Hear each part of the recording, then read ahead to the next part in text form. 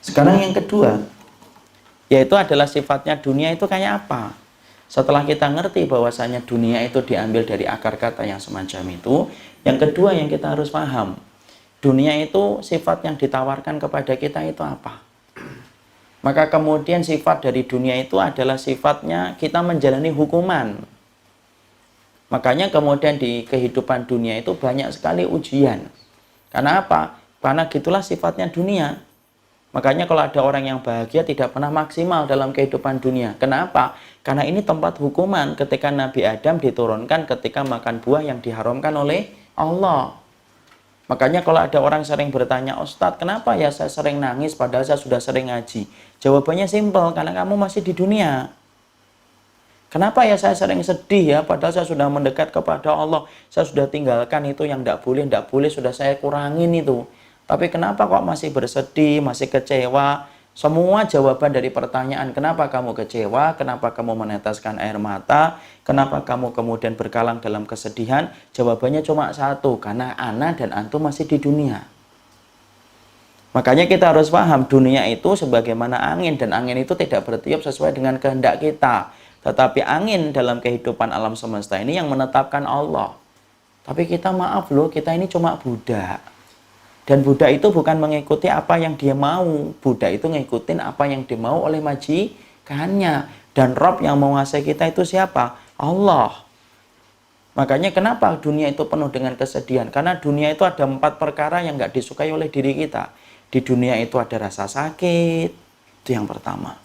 Di dunia itu ada kesulitan. Itu yang kedua.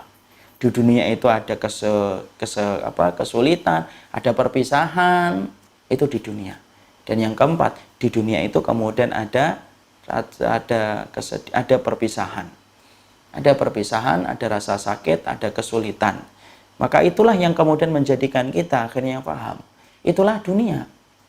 Supaya ketika kita memahami bahwasanya dunia itu harus diseberangi dengan kesabaran, supaya kita tidak kaget gitu loh.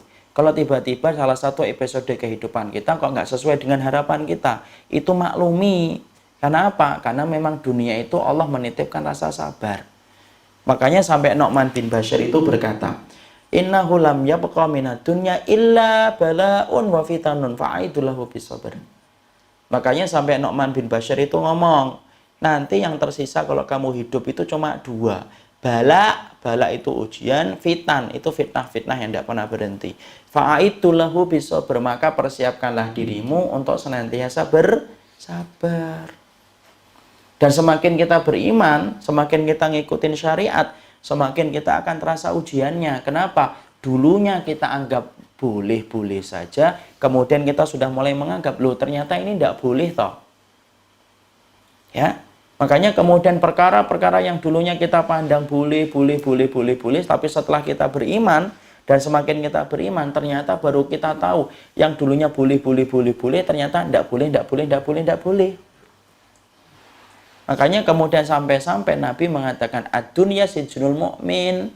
Dunia itu penjara bagi orang yang beriman. Kenapa? Karena asalnya tidak boleh, karena asalnya boleh, akhirnya tidak boleh ketika kita paham ilmunya. Ya, makanya orang yang beriman semakin dia beriman, maka semakin dia beriman, semakin besar ujiannya. Kenapa sih orang yang beriman itu kok banyak diuji, Ustadz? Bukankah mereka itu harusnya bahagia? Loh enggak. Orang yang beriman itu semakin banyak diuji. Kenapa ujian bertubi-tubi datang kepada orang yang beriman? Supaya dia tidak betah di dunia dan supaya dia merindukan kampung akhiratnya. Nah kalau kita tidak pernah diuji Pak, terlalu betah kita di dunia dan lupa kehidupan kita nanti di akhirat. Ya, makanya Masya Allah, perhatikan kisahnya Nabi. Nabi aja merasakan berbagai macam penderitaan ketika beliau hidup di dunia. Padahal siapa yang paling berhak untuk hidup bahagia di atas muka bumi ini? Rasul. Tapi sakitnya saja dijadikan 2 kali sakitnya kita. Saya akan menyampaikan. Nabi itu sakitnya 2 kali sakitnya kita. Makanya beliau itu pernah tersentuh itu kulitnya ketika demam. Kemudian sahabat yang menyontoh itu kemudian kaget. Kemudian berkata, ya Allah ya Rasul, tinggi banget ini humanya, tinggi banget ini demamnya. Kemudian Nabi menjawab, wa inni la'u'aku kama yu'aku bihi rajulaini minkum. Loh, saya ini kalau sakit 2 kali sakitnya kalian. Jadi kalau kita sakit 37 derajat panas, kalikan 2, itulah sakit yang dirasakan oleh Nabi. Bahkan sakaratul maut yang dirasakan oleh Nabi, sakaratul mautnya Nabi 2 kali sakaratul mautnya kita. Makanya sampai Nabi ketika sakaratul maut itu minta apa? Minta itu tembikar itu yang kemudian kayak kemudian tempat air. Kemudian Nabi itu meminta air itu dimasukkan tangannya ke tempat air itu, kemudian diusapkan wajahnya. Dimasukkan lagi ke tempat air itu, diusapkan lagi wajahnya. Sambari Nabi berkata apa? Allahumma inna lil mauti la sakaratun. Ya Allah, ternyata setiap kematian itu punya pintu yang bernama sakarat. Kenapa kok kayak gitu? Karena masih di dunia. Makanya kita lihat kayak Ibunda Maryam. Bapak tahu dan Ibu ngerti, Ibunda Maryam salah satu wanita yang dicintai oleh Allah. Rahimnya saja dipilih oleh Allah. Ketika Allah menitipkan Isa di dalam rahimnya Bunda Maryam. Wanita ini Pak, saking dicintai oleh Allah, Imam Ibnu Katsir itu berkata, Ibunda Maryam itu siklus bulanan seumur hidupnya hanya 3 kali tok. Tapi apakah kemudian Ibunda Maryam hidupnya gampang? Enggak, susah. Beliau kemudian dituduh sebagai wanita pezina, di mana beliau tidak mampu menjelaskan bahwasanya perutnya ketika hamil ini adalah titipan Allah. Mana bisa menjelaskan? Orang sekarang aja mungkin juga susah kok memahaminya. Apalagi zaman itu sebelum Masehi. Makanya sampai kalau kita ngelihat detik-detik ketika Ibunda Maryam itu kemudian terusir dari rumahnya, itu kisahnya menyedihkan. Terusir dalam keadaan Ibunda Maryam itu nangis, saking tidak kuatnya beliau jalan, kemudian beliau bersandar ke pohon kurma. Sampai Ibunda Maryam aja mengatakan apa? Allah menyampaikan fa'aja'ahal makhadu ila jitin nakhlati qalat ya laitani mitu qabla hadza wa kuntu nasiyan mansiya. Dalam surat Maryam 23 sampai Ibunda Maryam dia bersandar ke pohon kurma, dia kemudian ngomong, ya Allah, mbok saya ini dimatikan saja supaya saya itu dilupakan orang dan tidak dihiraukan orang. Itu siapa? Ibunda Maryam. Padahal beliau ini wanita penduduk surga, bersama dengan Asyah, bersama dengan Khadijah, dan bersama dengan Fatimah, dan bersama dengan Ibunda Aisyah. Nah di situ saya ambilkan 2 penggalan itu untuk gambarin kepada kita. Itulah kehidupan dunia. Makanya kalau kita pengen mengharapkan puncak bahagianya di dunia itu tidak mungkin. Pasti Allah memberikan ujian. Makanya di dalam sunnah itu tidak ada istilah rumput tetangga lebih hijau, itu tidak ada dalam sunnah. Kok tidak ada Ustaz? Loh, pasti ada kesulitannya. Cuma beda-beda casingnya itu saja. Ada yang diuji dengan istri, ada yang diuji dengan anak, ada yang anaknya dan istrinya biasa-biasa aja diuji dengan pekerjaannya, ada yang diuji pekerjaannya biasa-biasa aja, dia diuji dengan orang tuanya. Terus semacam itu. Kenapa? Maka pada dasarnya itulah bagian dari fitrahnya kehidupan. Fitrah kehidupan ada kesulitan, ada kesedihan, kemudian ada perpisahan, ada rasa sakit. Mau kamu beriman atau tidak beriman, pasti pernah mencicipi 4 perkara itu. Mau kafir atau tidak kafir, pasti merasakan itu. Orang kafir merasakan perpisahan? Yo iya. Orang kafir merasakan sakit? Iya. Apakah mentang-mentang kafir tidak kemudian sakit? Enggak. Apakah kafir tidak merasakan kesedihan? Kata siapa? Banyak orang kafir yang stres. Apakah orang kafir tidak merasakan kesulitan? Banyak. Sebagaimana kita pun sama. Kenapa? Itulah fitrahnya hidup. Ya, kalau kita orang yang beriman ngerti itu, akhirnya paham, oh, ya berarti jangan terlalu nyaman. Makanya kalau kemudian kita mintalah kepada Allah tempat tinggal nanti di surga. Supaya kemudian apa? Merasakan bahwasanya ini hanyalah bagian dari ujian dan kita akan merasakan nikmatnya kapan? Ketika kita nanti meninggal dunia. Ketika beriman sama Allah. Jadi orang yang beriman kenapa kok diuji terus Ustaz? Supaya nikmat ketika meninggal dunia itu. Dia istirahat dari perjalanan berat yang dia tempuh ketika hidup. Contoh gampangnya deh. Bapak kalau naik kereta dari Bekasi ke Jakarta. Pagi-pagi KRL. Masya Allah itu. Kayak pendeng pepes itu. Kita berdiri banget lama. Itu ketika lama berdiri itu membayangkan duduk itu nikmat atau tidak nikmat? Nikmat banget. Nikmat banget itu orang yang duduk itu. Sambil ngeliatin orang yang duduk dengerin earphone itu, Masya Allah enak banget. Kita pegangan aja susahnya luar biasa. Yang ketawa-ketawa pernah merasakan masa-masa pahit itu. Ya. Tapi kemudian setelah kita ngelihat ada orang yang mau berdiri itu senengnya, Masya Allah, kita deket-deket gitu, supaya kemudian kita nanti bisa gantiin tempat duduknya, kan gitu. Saya aja pernah tertipu kok dalam tanda kutip. Ada orang dengerin earphone gitu, tiba-tiba bangun gitu, earphone-nya dimasukkan ke tas. Saya kira ini bentar lagi bangkit ini. Ternyata habis masukkan ke tas tidur lagi dia.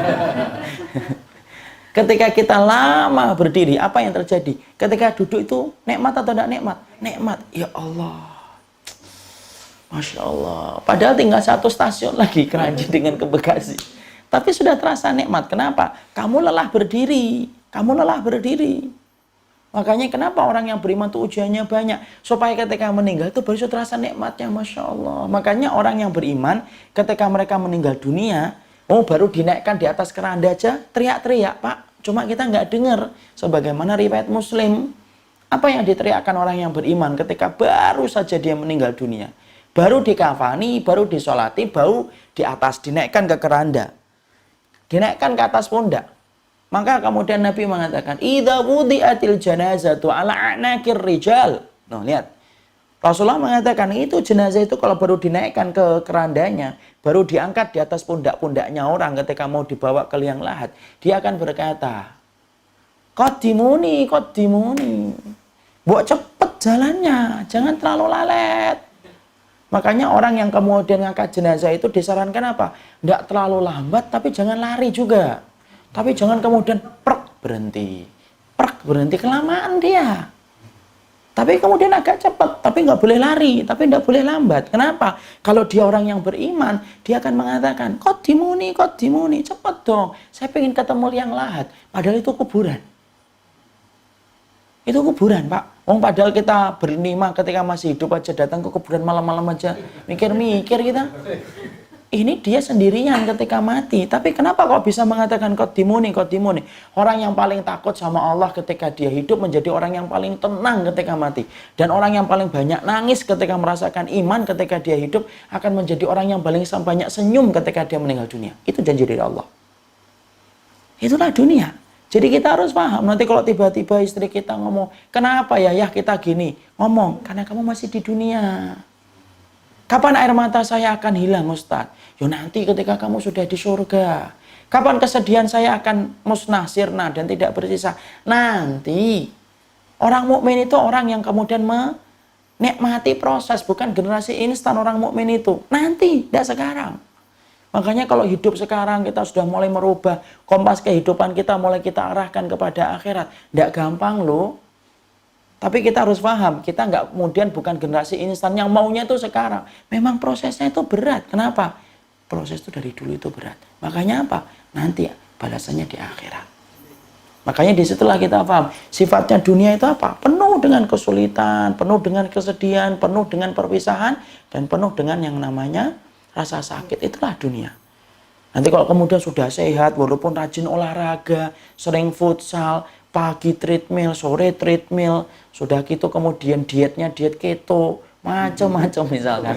Kok kemudian ternyata masih sakit? Nah, itu harus paham. Inilah dunia. Jangan nyalain.